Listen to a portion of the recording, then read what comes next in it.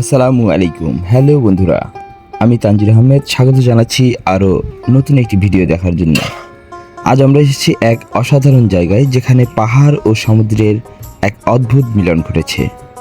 আপনারা নিশ্চয়ই বুঝতে পারছেন আমি কোথায়। হ্যাঁ, ঠিক ধরেছেন। আজ আমরা ঘুরে দেখব কক্সবাজার খুব কাছের এক মনোমুগ্ধকর স্থান, হিমছড়ি।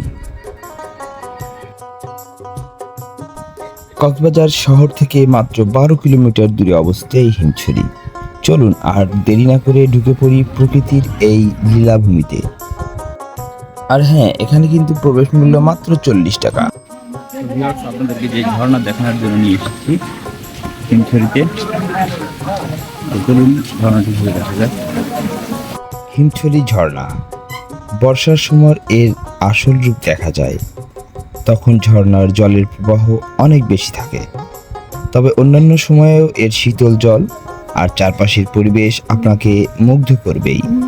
ঝর্ণার নিচে শীতল পানিতে গা ভিজিয়ে নেওয়ার মজাই আলাদা।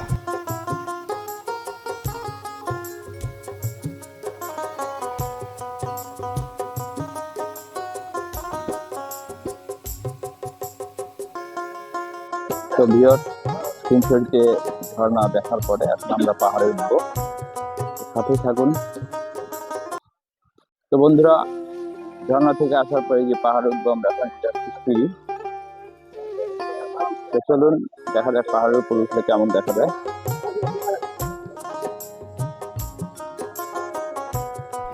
এই সিঁড়িগুলো বেয়ে উপরে ওঠা কিন্তু বেশ কষ্টসাধ্য, কিন্তু উপরে ওঠার পর পাহাড় আর সাগরের মিলন মেলা দেখলে আপনার সব কষ্টই যেন দূর হয়ে যাবে। তো মোটামুটি কিন্তু আমি অনেক সবাই গেছি, এসিটা অনেক খারাপ। ভাই, আপনি হাঁপাই গেছেন নাকি? হাঁপাই গেছেন আমার মতো? হালকা, তেমন বেশি না। কোথায় আসছেন ভাই? বরিশাল। বরিশাল। তো ভাই আসছে বরিশাল থেকে। দেখুন দ্বিতীয় ধাপে সিঁড়ি করে নিচ্ছি মোটামুটি। ফাইনালি আমরা উঠে পড়েছি হিমছড়িতে। তো এখান থেকে দেখুন সাগরের যে একটা ভিউ, বিশালতা এখানে উঠলে দেখা যায়। তো এখানে ওয়াচ টাওয়ারের নির্মাণ কাজ চলছে, ওই সাইডে মেবি আমরা যেতে পারতেছি না হয়তোবা। ওয়াও, উপর থেকে দৃশ্যটা দেখুন। একদিকে সুবিস্তৃত নীল সমুদ্র সৈকত, অন্যদিকে সবুজে পাহাড়ের সারি, মাঝে সাপের মতো এদিকে চলে গেছে মেরিন ড্রাইভ। আকাশ, পাহাড় আর সমুদ্রের এই অপূর্ব বন্ধন সত্যিই মন জুড়িয়ে দেয়। মনে হচ্ছে যেন পৃথিবীর এক প্রান্তে দাঁড়িয়ে আছি।